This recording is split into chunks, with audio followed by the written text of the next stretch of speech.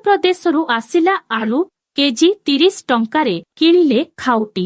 ରାଜ୍ୟରେ ଖାଉଟିମାନଙ୍କୁ ସୁଲଭ ମୂଲ୍ୟରେ ଆଳୁ ଯୋଗାଇ ଦେବା ନିମନ୍ତେ ସରକାର ଏକ ବଡ଼ ନିଷ୍ପତ୍ତି ନେଇଛନ୍ତି। ରାଜ୍ୟ ସରକାର ନାଫେଡ୍ ମାଧ୍ୟମରେ ଆଳୁ କିଣିବା ସହ ଖାଉଟିମାନଙ୍କୁ କିଲୋଗ୍ରାମ ପିଛା 30 ଟଙ୍କାରେ ଯୋଗାଇ ଦେଉଛନ୍ତି।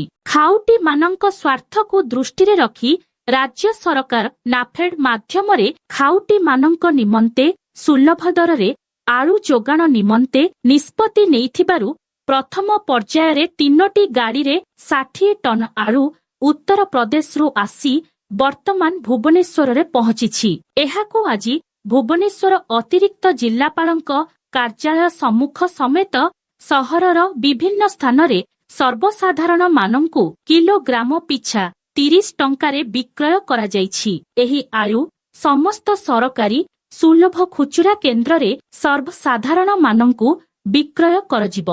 ଏହାଦ୍ୱାରା ଖାଉଟିମାନଙ୍କୁ ସୁଲଭ ଦରରେ ଆଳୁ ଉପଲବ୍ଧ କରାଇବା ସହ ରାଜ୍ୟରେ ଆଳୁ ସଂକଟ ଦୂର ହୋଇପାରିବ ବୋଲି ଖାଦ୍ୟ ଯୋଗାଣ ଓ ଖାଉଟି କଲ୍ୟାଣ ବିଭାଗ ପକ୍ଷରୁ କୁହାଯାଇଛି। ପ୍ରଥମ ପର୍ଯ୍ୟାୟରେ ଏହା ଭୁବନେଶ୍ୱର, କଟକ, ରାଉରକେଲା, ଜୟପୁର, ବାଲେଶ୍ୱର, ବଲାଙ୍ଗୀର, ସମ୍ବଲପୁର ଓ ବ୍ରହ୍ମପୁରର ବିଭିନ୍ନ ସରକାରୀ ଖୁଚୁରା ଦୋକାନ ମାଧ୍ୟମରେ ଉପଲବ୍ଧ ହେବ ଏବଂ ଖାଉଟିମାନେ ଏହାକୁ କିଲୋଗ୍ରାମ ପିଛା 30 ଟଙ୍କାରେ କିଣିପାରିବେ ବୋଲି ବିଭାଗ ପକ୍ଷରୁ କୁହାଯାଇଛି। ତ ବନ୍ଧୁଗଣ, ଏହିପରି ନୂଆ ଅପଡେଟ୍ ପାଇବା ପାଇଁ ଆମ ଚ୍ୟାନେଲକୁ ସବସ୍କ୍ରାଇବ କରିଦିଅନ୍ତୁ।